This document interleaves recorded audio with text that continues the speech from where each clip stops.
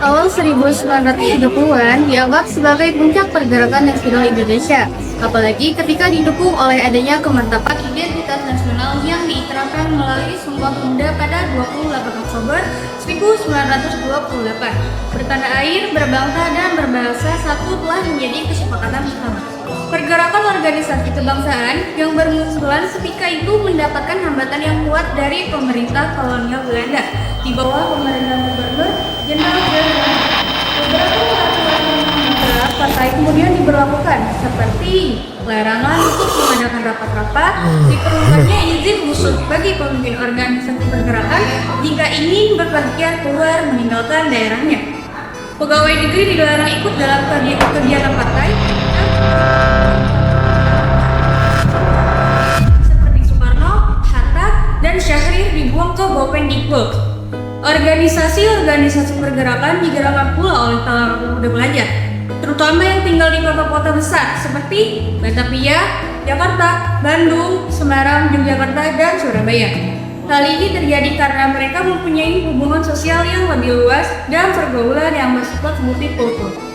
Tumbuhnya organisasi-organisasi pelajar ini awalnya dilatar belakangi oleh solidaritas sesama pelajar, bukan atas dasar ideologi.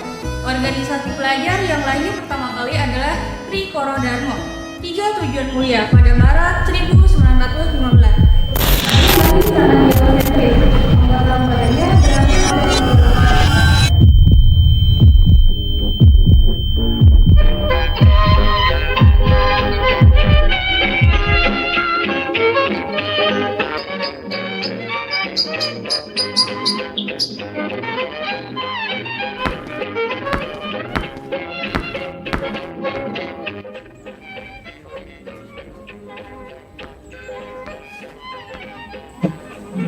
Selamat datang, Bu Yamin.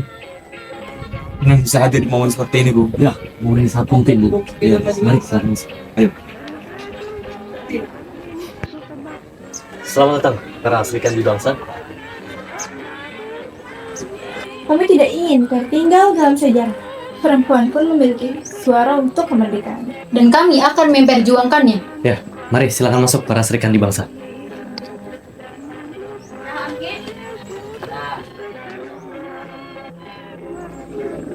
Udah kah? Mari masuk. Oke, sudah mulai. Ya.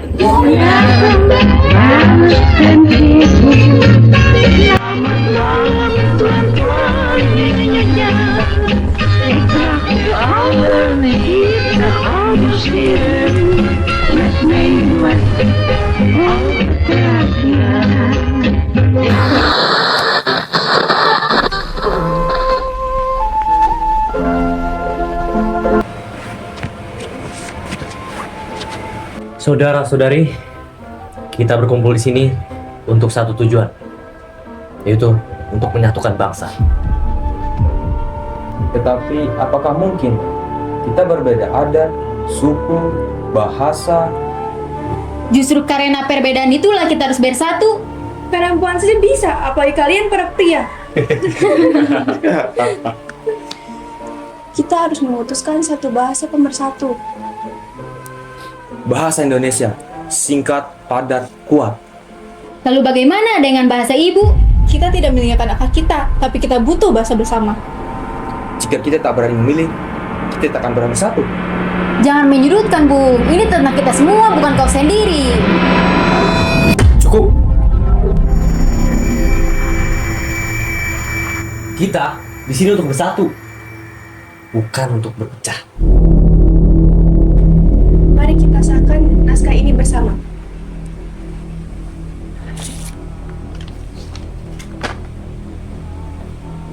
Kami, putra dan putri Indonesia.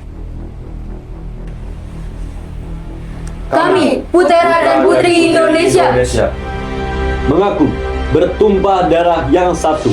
mengaku bertumpah darah yang satu, Tanah Indonesia. tanah Indonesia. Kami, putra dan putri Indonesia, mengaku berbangsa yang satu, bangsa Indonesia. Kami, putra dan putri Indonesia, mengaku berbangsa yang satu, bangsa Indonesia. Kami, putra dan putri Indonesia, menjunjung bahasa persatuan bangsa Indonesia. Kami, putra dan putri Indonesia, menjunjung bahasa persatuan bangsa Indonesia.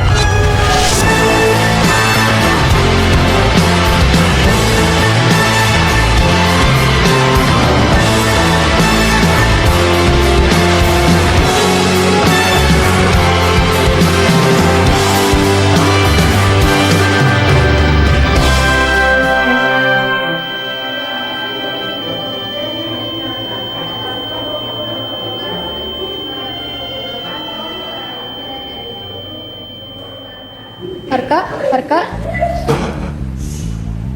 Ih, kok tidur sih? Kamu ketiduran ya? Iya, Mam. Bangun woi, jadi pahlawan ya lo. Harka, coba kamu maju ke depan. Jelaskan isi dan mana dari Sumpah Pemuda yang baru Ibu sampaikan.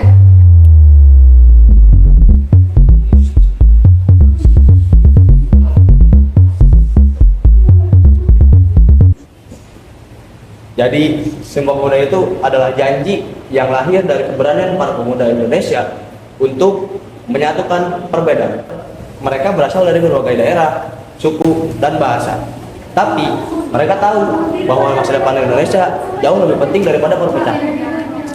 Di kongres itu, mereka tidak langsung sepakat. Ada perdebatan dan ada juga ketidaksepahaman. Tapi, mereka sadar bahwa hanya dengan bersatu, Indonesia bisa berdiri tegak. Dengan Sumpah Pemuda ini, maka lahirlah 3 ikrar: satu tanah air, satu bangsa, dan satu bahasa Indonesia. Luar biasa, Arka. Ibu bahkan tadi tidak menyampaikan sedetail tadi. Kamu belajar dari mana? Dari buku aja, Bu.